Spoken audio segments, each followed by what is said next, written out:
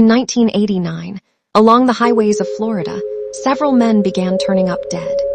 They had all been shot, their bodies abandoned in remote areas, and police had no idea they were hunting one of America's most infamous female serial killers. Her name was 𝐂𝐑𝐈𝐌𝐄. Born into a troubled childhood filled with abuse and abandonment, 𝐂𝐑𝐈𝐌𝐄 lived much of her life in poverty. By the late 1980s, she was surviving through sex work, often meeting men along Florida highways. Then, between 1989 and 1990, 7 men were killed. The victims were mostly middle-aged men whose cars and belongings had disappeared after their deaths. As investigators connected the cases, fear spread across Florida. Police believed a serial killer was on the loose. The case finally broke when pawn shop records and stolen items linked 𝐂𝐑𝐈𝐌𝐄 to the victims. She was arrested in 1991 at a biker bar. But 𝐂𝐑𝐈𝐌𝐄's story shocked the world. She admitted to the killings, but claimed she acted in self-defense, saying the men had assaulted or tried to assault her while she was working.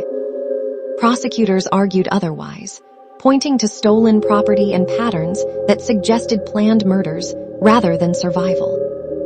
In court, 𝐂𝐑𝐈𝐌𝐄 was convicted for multiple murders and sentenced to death. Over time, her mental state appeared to deteriorate, and she gave bizarre interviews filled with paranoia and anger. On October 9, 2002, 𝐂𝐑𝐈𝐌𝐄 was executed by lethal injection. To this day, people still debate the same question. Was 𝐂𝐑𝐈𝐌𝐄 a cold-blooded serial killer, or a deeply damaged woman shaped by violence and survival? Imagine documenting the adventure of your dreams, only for it to become one of America's most haunting mysteries. In 2021, 22-year-old Gabby Petito was living what looked like a perfect life online. She and her fiancé, Brian Laundrie, packed up a white van and set off across the United States, sharing dreamy photos and travel videos under the hashtag #VanLife. But behind the smiling pictures, something darker was unfolding.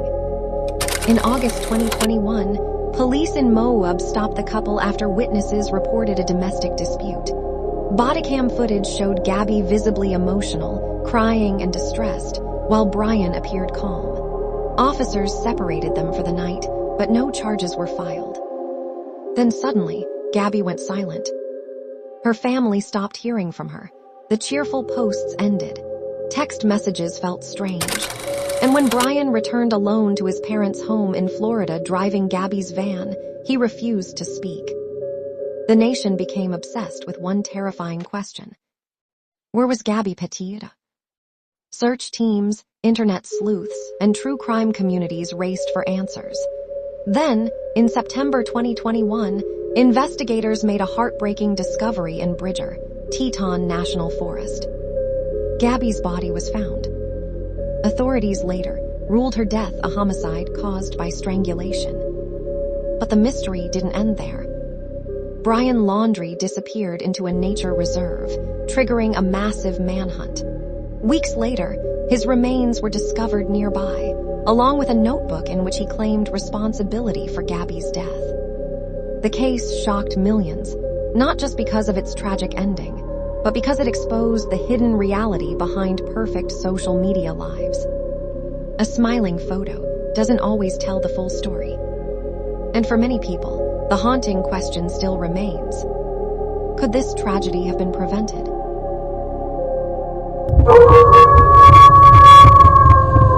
It was supposed to be a peaceful Christmas Eve, but instead, it became the beginning of one of America's most disturbing murder cases.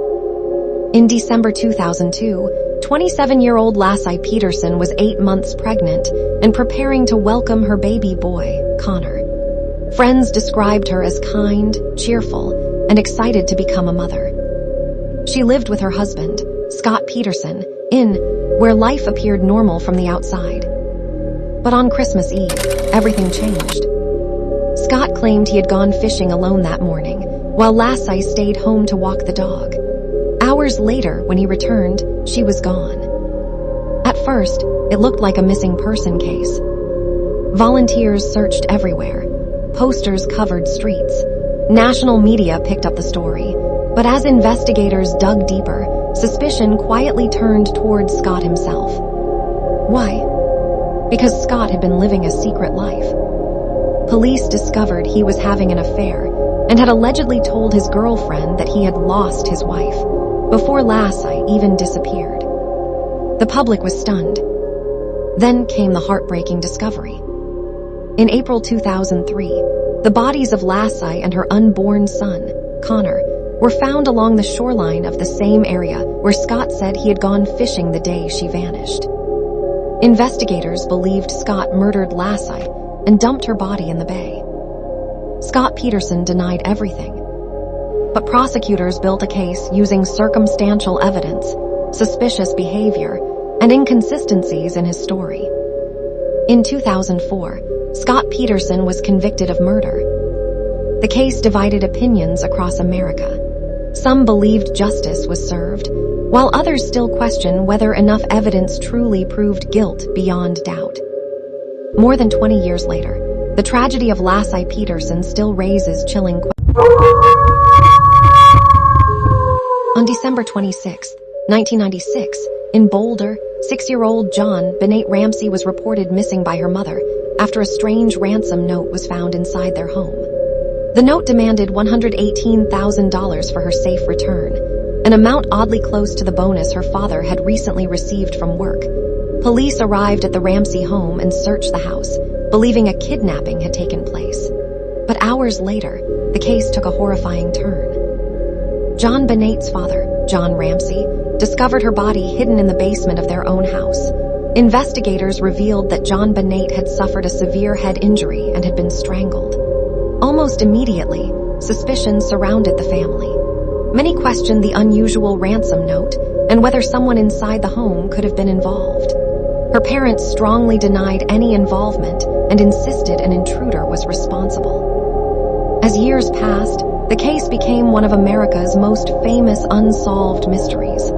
Investigators explored countless theories, suspects were questioned, and new DNA evidence later complicated the investigation even further. More than 2 decades later, no one has ever been convicted for John Bennett Ramsey's death.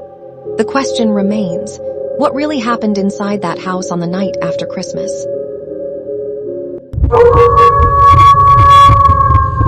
From the outside, they looked like the perfect family.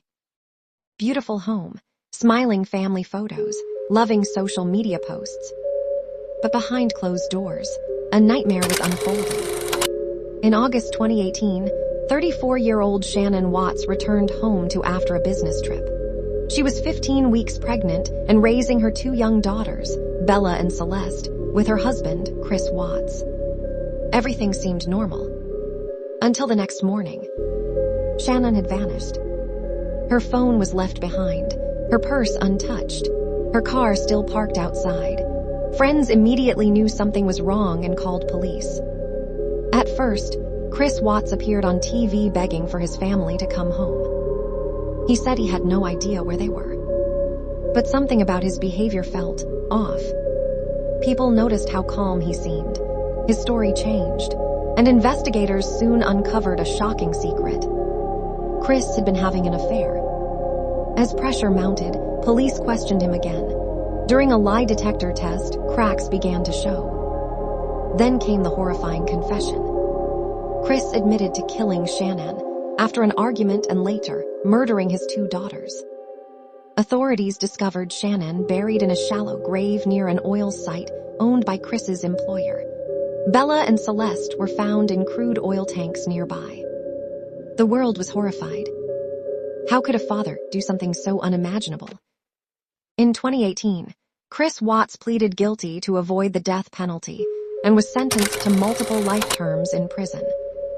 For many, the case remains one of the most chilling reminders that sometimes the greatest danger isn't a stranger.